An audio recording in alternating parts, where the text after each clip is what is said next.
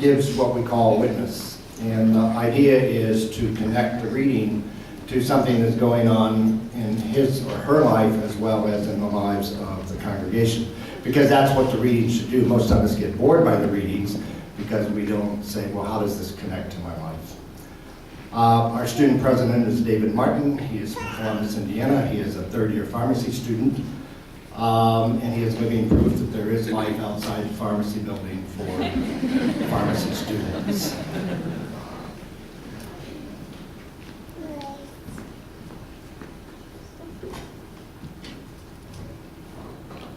Hi.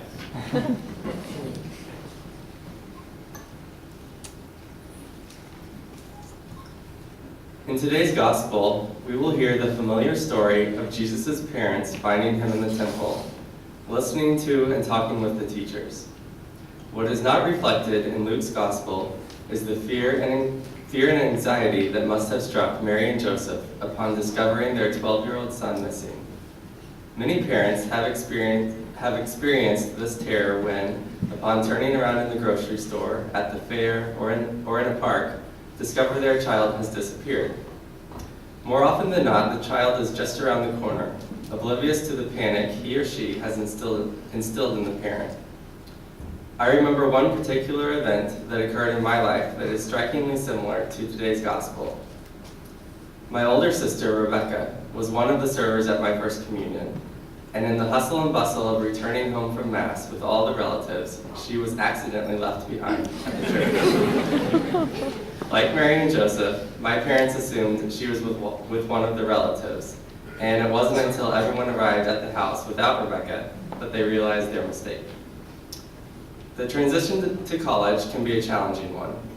Parents, you are about to drive off, seeing your child waving to you in the rearview mirror, and whether this is cause for excitement or sadness, the time has come for you to leave your child so that he or she may take the wheel and drive.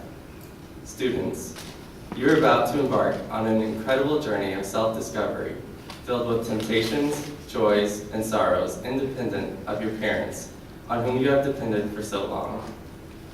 However, be careful not to paint your parents out of the picture just yet.